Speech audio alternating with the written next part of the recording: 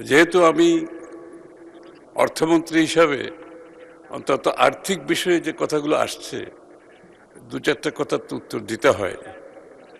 তো মাননীয় স্পিকার, এখানে প্রথমে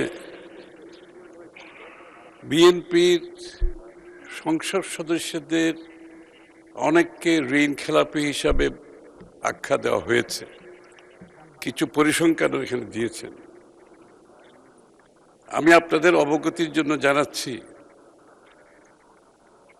ঋণ খেলাপি, ঋণ পুনঃতফসিলীকরণ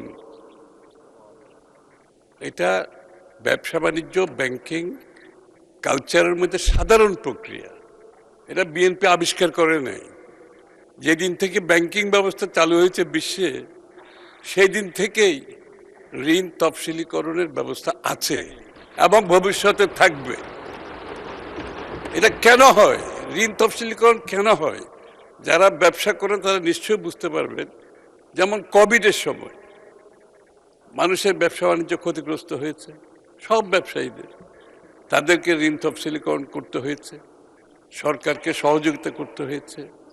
আমাদের এই যুদ্ধের সময়, আমাদের এই আন্দোলনের সময় অনেকের ক্ষতিগ্রস্ত হয়েছে, ঋণ তফসিলীকরণ হয়েছে।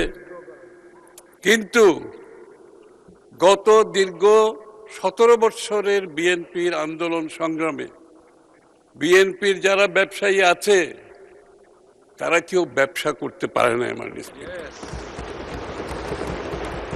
তাদেরকে ব্যাংকের স্যাংশন করা লোন পর্যন্ত দেওয়া হয় না। লোন স্যাংশন হয়ে গেছে কিন্তু লোন দেওয়া হবে না। তাদের লোন অ্যামাউন্ট, লোনের সময়, ঋণের সময় যখন শেষ হয়ে গেছে এক্সটেনশন করা হবে না।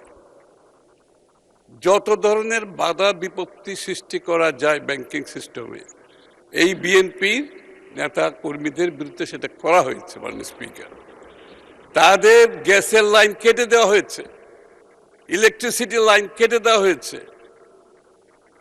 এই বিএনপি নেতা যাদেরকে খেলাপি বলা হচ্ছে, তারা এই দীর্ঘ সময়ে অনেকে পালিয়ে বেরিয়েছে, বাড়িতে থাকতে পারে না, তাদের ব্যবসা প্রতিষ্ঠান বন্ধ করে দিতে হয়েছে, অনেকে জেলের মধ্যে অবস্থান করেছেন। মাননীয় স্পিকার, এখন জেলে বসে ব্যাংকের ঋণ পরিশোধ করা কি এত সহজ ব্যাপার? মাননীয় স্পিকার, আমি আর পুনঃতফসিলীকরণ হচ্ছে ব্যাংক ক্লায়েন্ট রিলেশনশিপের ব্যাপার। ব্যাংক ক্লায়েন্ট রিলেশনশিপের ব্যাপার খুব স্ট্যান্ডার্ড প্র্যাকটিস। তো এ হচ্ছে বিএনপির অবস্থা। তারা কেন ঋণ খেলাপি হয়েছে, তাদেরকে কেন আজকে ঋণ খেলাপি হিসেবে আখ্যায়িত করা হচ্ছে। আবার অনেক দল আছে তাদের নাকি ব্যাংকও আছে। তো বিএনপির তো কোনো ব্যাংক নাই। বিএনপির কোনো ব্যাংক আছে?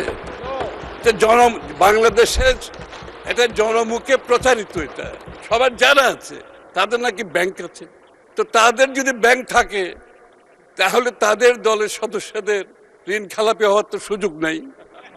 মাননীয় স্পিকার,